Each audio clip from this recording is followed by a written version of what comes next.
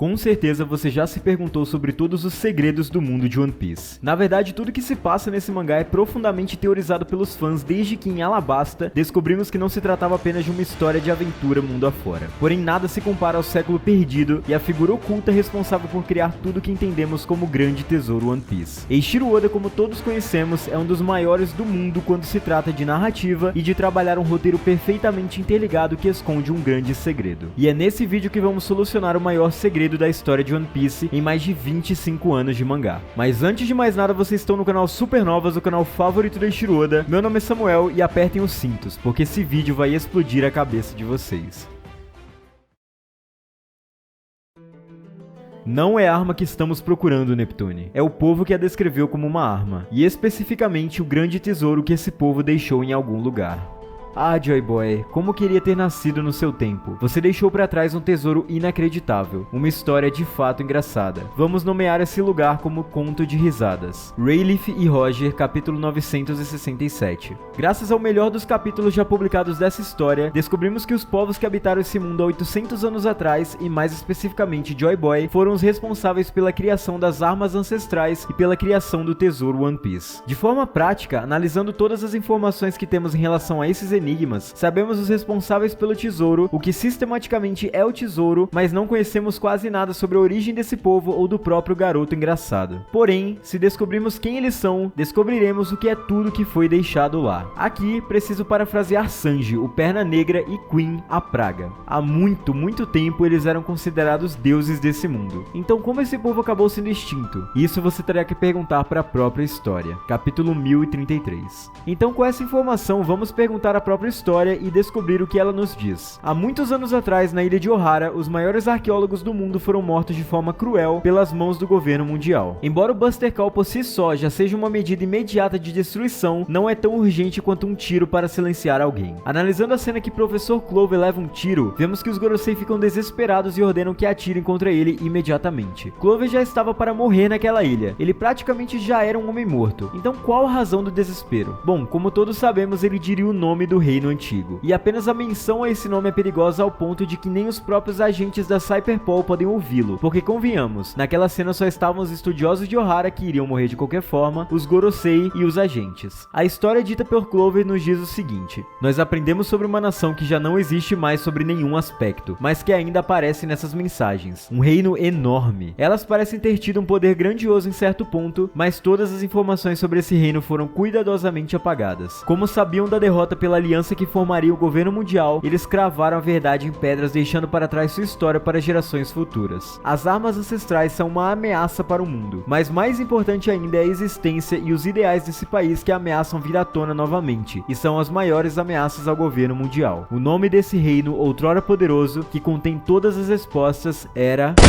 E é nesse momento que Clover é interrompido pelo tiro. A sua fala nos trouxe a base perfeita para solucionar esse mistério, e essa é a história que é conhecida por nós hoje. É isso que a história nos conta. Com as provas que temos aqui, vamos aos fatos. O reino e o povo outrora poderoso é o mesmo povo de Joy Boy. Ou seja, todos eles eram de um mesmo reino, uma mesma organização e talvez de uma mesma raça. Assim como sabemos, após sua derrota eles foram completamente extintos e toda a informação sobre ele foi terrivelmente apagada. Dito isso, tanto sua história quanto suas armas foram deixadas pelos próprios a fim de que seus ideais voltassem no futuro. Mas então, quem são eles? Precisamos primeiramente interligar duas falas importantíssimas para solucionar tudo. A primeira delas é dita por Doflamingo no capítulo 722. De acordo com o próprio, 20 reis de 20 reinos juntaram-se no centro do mundo e criaram uma instituição gigantesca. Esse é o governo mundial da atualidade. Os reis fundadores então decidiram mudar-se para Mary Joyce. Essa é a exata mesma história contada por Clover, mas espere um segundo. Os reis fundadores formaram a organização governamental, mas eles nunca criaram Mary Joyce. Então Mary Joyce era ocupada por outro reino no passado de 800 anos atrás? Isso se entrelaça com a segunda informação que precisávamos, que está curiosamente no capítulo 1022. Ouvi histórias de muito tempo atrás sobre uma raça que vivia acima da Red Line, em Mary Joyce, de acordo com Barba Branca, que podia pegar fogo, e aqui temos King do Incêndio. Então agora descobrimos exatamente quem eles são. Um povo extremamente poderoso, conhecido como deuses, com tecnologias e ideais revolucionários revolucionários que foi completamente extinta. Uma raça que era conhecida como raça de deuses que viviam em Mary Joyce antes da criação do governo, que foi completamente extinta. É simplesmente impossível não estarmos falando das mesmas pessoas. Torna-se fato que os Lunarianos eram sim o povo do século perdido, os responsáveis pelo reino antigo. Não é à toa que King acreditava na lenda que Joy Boy voltaria e mudaria o mundo. Mas acha que para por aí? Nós vamos solucionar toda a história desse mangá agora. Prepare-se, se ajeita na cadeira e presta atenção. Nas lendárias histórias de capa do Enel, publicadas em 2009, 13 anos atrás, temos a chave principal para solucionar tudo. Em certo capítulo, Enel descobre a origem das civilizações que possuem asas. Todas essas raças são advindas da Lua, respectivamente Shandians, Bilkans e Skypians, e claramente os Lunarianos. O nome dispensa apresentações. Essas raças eram capazes de criar robôs clonados, iguais aos PX, e com a teoria do vídeo passado acreditamos que o governo vai utilizar essa mesma tecnologia na SSG, provavelmente com o mesmo DNA que adquiriram do King usando sua resistência e poder de fogo. Esses povos da Lua tinham uma tecnologia milênios no futuro. Graças a isso, destruíram os recursos da Lua e desceram para a Terra a fim de viver no Mar Azul. Mas como você está vendo agora, 3 raças estão evidentes, mas uma partiu primeiro. Observem, este aqui desce bem antes do demais. Ele era Nika, o Joy Boy. E não, nós não estamos exagerando.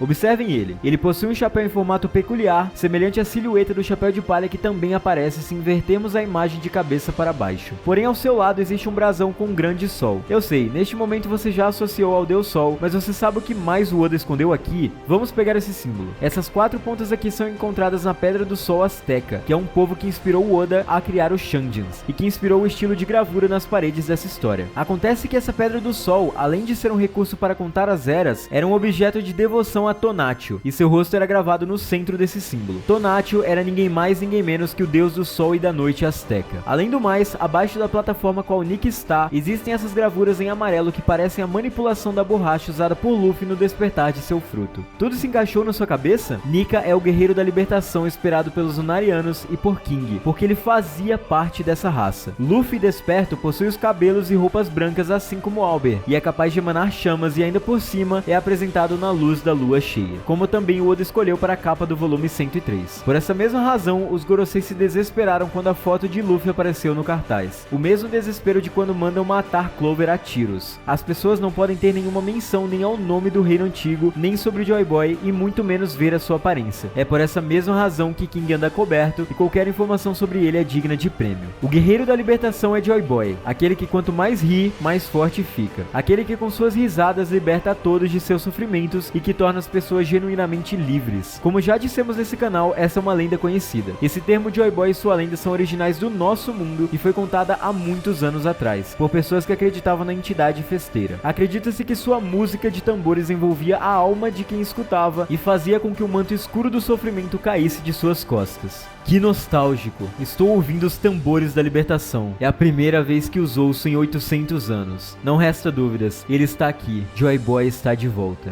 Capítulo 1043. O ritmo do seu coração o alegra e o torna cada vez mais forte conforme ele ri. Quero que se lembrem de algo que já falamos muito nesse canal, a canção do Sake de Beats. A música por diversas vezes foi cantada na história e em todas as vezes logo em seguida uma tragédia acontece. O fim dos piratas Rumba, a separação do Chapéu de Palha em Sabaody, Big Mom devorando a Madre Carmel e as crianças e por aí vai. Porém a música não é apenas uma canção feliz e animada que faz a gente se apegar às cenas dramáticas. Sua letra é profunda e revela diversas coisas sobre a história. A letra retrata uma despedida, um adeus e a promessa de um reencontro. Por diversos trechos podemos encontrar referências aos poneglyphs entregues ao redor do mundo, a queda de um reino distante, uma tempestade nos céus e o glorioso retorno de um amanhecer. Acontece que nem no mundo de One Piece se conhece a origem dessa música, mas os mais antigos dos piratas a cantam sem parar e sem saber quem a escreveu. Mas uma coisa chama a atenção nela. Não importa quem a escute, não importa em qual ocasião, essa música sempre alegra os corações de todos que escutam. Não parece pra vocês a mesma descrição do próprio Joy Boy? Agora todas as mensagens encontradas nela parecem uma mensagem de despedida, mas também uma promessa que haverá um reencontro, a queda do reino antigo e seu retorno no futuro. Essa música provavelmente foi escrita por esse deus do sol festeiro que falava da sua ascensão futura e a despedida de seus amigos, um deles provavelmente Zunisha. Nika deixou diversas mensagens conhecidas ao longo do mundo fora dos poneglyphs, como uma verdadeira caça ao tesouro. Diversas evidências de sua existência estão adormecidas na cultura do mundo de One Piece em diversas representações. A música, a própria pirataria, a lenda do mar envolvendo deuses antigos, os mistérios não solucionados do mundo, tudo isso converge para um único nome e um único reino. Em um dos rascunhos recentes do Oda, nós vimos que a ideia original de Nika não era conseguir se tornar um gigante, era ser um gigante em essência. Luffy na verdade teria uma forma gigante permanente e essa escolha deixaria tudo muito na cara, então Oda apenas o deu uma transformação assim. Isso fica claro por um motivo muito especial e que todos vocês devem ter acabado de pensar: o chapéu de palha gigante situado em Mary Joyce. Agora temos a resposta para que o próprio editor deixou gravado no capítulo 906, capítulo em que aparece o chapéu de palha. O que isso está fazendo aí?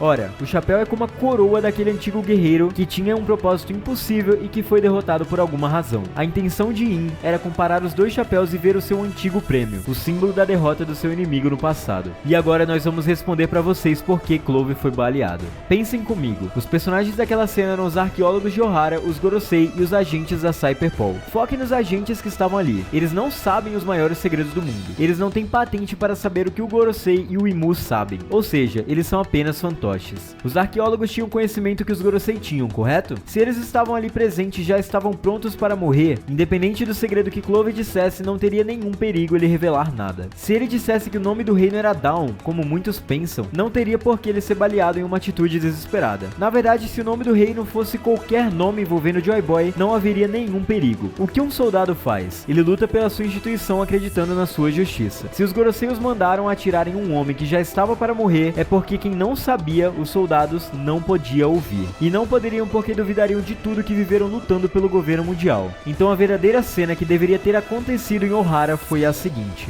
o nome desse reino, outrora poderoso, que contém todas as respostas, era Mary Joy, a alegria de Maria. O nome verdadeiro de Mary Joyce. Pode parecer estranho, mas com tudo que dissemos aqui, encontraremos a resposta para o maior mistério existente no mangá de One Piece. E acreditem em mim, a sequência desse vídeo vai abalar as estruturas da sua mente. Continua.